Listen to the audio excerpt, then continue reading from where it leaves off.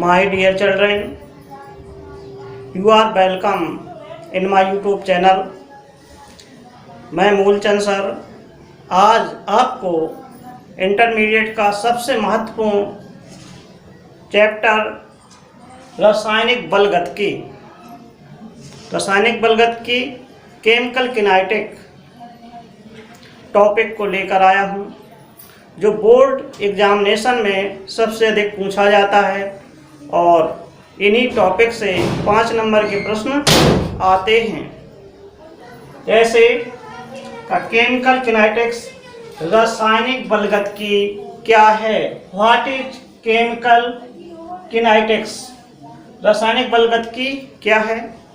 रासायनिक बलगतिकी physical chemistry की वह शाखा है जिसके अंतर्गत अपक्रिया का वेग, ताप, दाब, सांद्रता और उत्प्रेरक की अपक्रियाओं का अध्ययन किया जाता है, उसे रासायनिक बलगतिकी कहते हैं। रासायनिक बलगतिकी के अंतर्गत पहला पॉइंट है आपकी अपक्रिया का वेग क्या है? What is the rate of reaction? What is the rate of reaction? अपक्रिया का वेग क्या है? इकाई समय में अभिकारक पदार्थ के जितने अणु क्रियाफल पदार्थ में बदल जाते हैं उन्हें अपक्रिया का वेग कहते हैं। इकाई समय में अभिकारक पदार्थ के जितने अणु क्रियाफल पदार्थ में बदल जाते हैं उसे अपक्रिया का वेग कहते हैं। अपक्रिया का वेग बराबर dx/dt। इसके बाद आता है अपक्रिया का वेग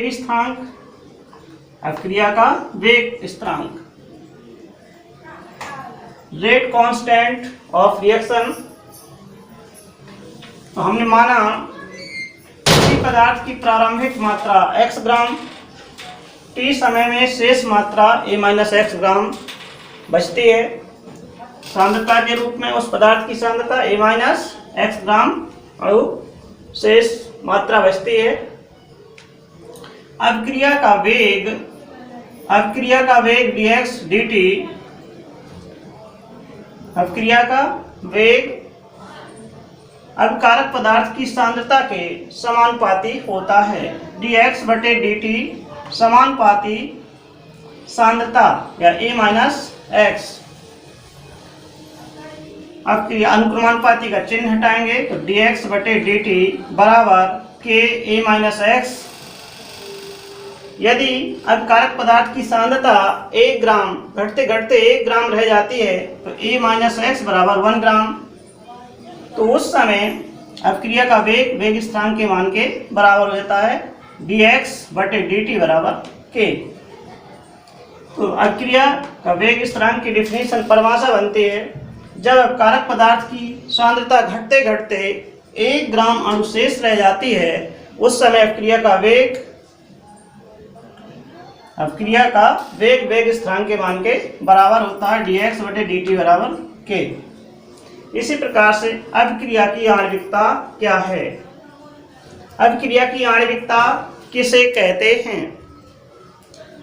रासायनिक अभिक्रिया में अभिकारक पदार्थ के जितने कम से कम अणु भाग लेते हैं उन अणुओं की संख्या को अभिक्रिया की आणविकता कहलाती है।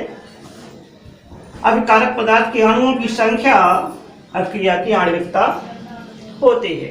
जैसे नाइट्रोजन प्लस हाइड्रोजन अभिकारक के रासायनिक संयोग से अमोनिया का निर्माण होता है, इसलिए इस रासायनिक अभिक्रिया की आणविकता 4 होगी। जैसे नाइट्रोजन 1 और हाइड्रोजन के 3 आयतन अणु भाग ले रहे हैं, इस अभिक्रिया की आणविकता 4 होगी। What is order of reaction या अभिक्रिया की कोटि किसे कहते हैं? अभिक्रिया की कोटि क्या होती है? अभिक्रिया की कोटि, जब रासायनिक अभिक्रिया में अभिकारक पदार्थ के अणु भाग लेते हैं तो उनकी अणुओं की सांद्रण में जो परिवर्तन होता है उसे अभिक्रिया की कोटि कहते हैं। और अभिक्रिया की कोटि प्रथम कोटि की अपक्रिया, द्वितीय कोटि की अपक्रिया, शून्य कोटि की अपक्रियाएं होती हैं। तो जब अपकारक पदार्थ के एक अणु में अपकारक पदार्थ की सांद्रता के एक अणु में मापने योग्य परिवर्तन होता है, सांद्रण में परिवर्तन होता है, उसे प्रथम कोटि की अपक्रिया कहते हैं।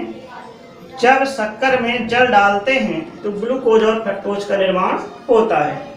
अतः शक्कर के एक अणु में सांद्रता मापने योग्य परिवर्तन है, सांद्रण में परिवर्तन हो रहा है, इसलिए प्रथम कोटि की अपक्रिया है। जल में कोई परिवर्तन नहीं है सांद्रण में। द्वितीय कोटि की अपक्रिया। द्वितीय कोटि की अपक्रिया में जब रासायनिक अपक्रिया में अपकारक पदार्थ भाग लेते हैं, कम से कम अणु भाग लेते हैं, तो उनकी दो अणुओं की सांद्रता पर मापने योग्य परिवर्तन होता है, उसे द्वितीय कोटि की अपक्रिया कहते हैं। जैसे एथिल एसीटेट और सोडियम हाइड्रोक्साइड कि एक एक अणु की सांद्रता में मापने योग्य परिवर्तन है, सांद्रण में परिवर्तन हो रहा है, इसलिए इस अपक्रिया की आणविकता, इस अपक्रिया की कोटि द्वितीय कोटि की अपक्रिया है। एथिल एसीटेट और सोडियम हाइड्रोक्साइड की रासायनिक क्रिया से सोडियम एसीटेट और एथिल अल्कोहल बनता है, अतः यह द्वितीय कोटि की अपक्रिया का उदाहरण है। शून्य कोटि की अपक्रिया। जब रासायनिक अपक्रिया में अपकारक पदार्थ के किसी भी अणु की सांद्रता में सांद्रण में मापने योग्य परिवर्तन नहीं होता है, उसे शून्य कोटि की अपक्रिया कहते हैं। कोई सांद्रण परिवर्तन नहीं होता, जैसे H2 और Cl2 हाइड्रोजन और क्लोरीन के अणुओं की सांद्रता में कोई परिवर्तन नहीं है, सांद्रण परिवर्तन नहीं है, अतः यह शून्य कोटि की अपक्रिया है। इसके पश्चात हम आपको बता रहे हैं अपक्रिया की कोटि और अपक्रिया की आणविकता में क्या अंतर होता है। What is difference order of reaction and molarity of reaction. अपक्रिया की कोटि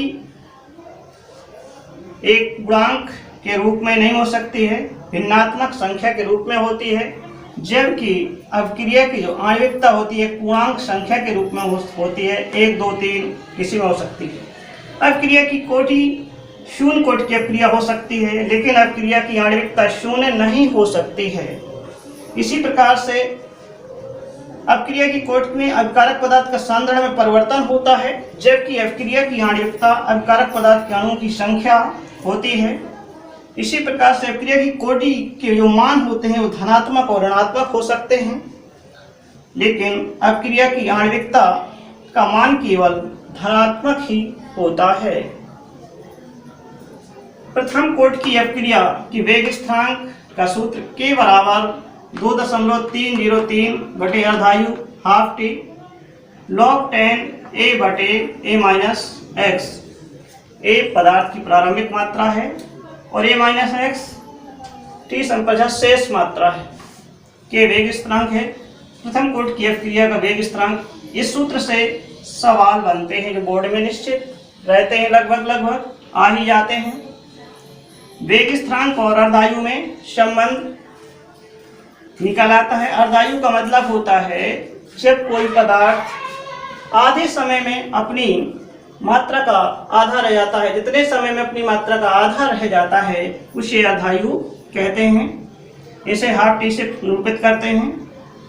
तो वेग स्थिरांक और अर्धायु में संबंध जो होता है, यहाँ x बराबर a/2 रख देंगे, जिससे log 2 आ जाएगा, log 2 का मान रख देंगे, गुणा कर देंगे, तो k बराबर 0.693 बटे हाफ टी प्राप्त हो जाता है। ये वेग स्थिरांक और अर्धायु का सूत्र होता है, इससे न्यूमेरिकल सवाल बनता है। प्रिय विद्यार्थियों, ये सबसे महत्वपूर्ण चैप्टर है और निश्चित रूप से इसमें बोर्ड में प्रश्न इससे पूछे जाते हैं। बोर्ड में निश्चित रूप से प्रश्न पूछे जाते हैं। 5 नंबर का बोर्ड में रासायनिक बलगतिकी से आता है और मैं मेन टॉपिक के प्रश्न बनाता जाऊंगा और उसके आंसर वीडियो के माध्यम से आप तक पहुंचाता रहूंगा, जिससे आपके बोर्ड में अच्छे अंक प्राप्त हो सकें। Good bye.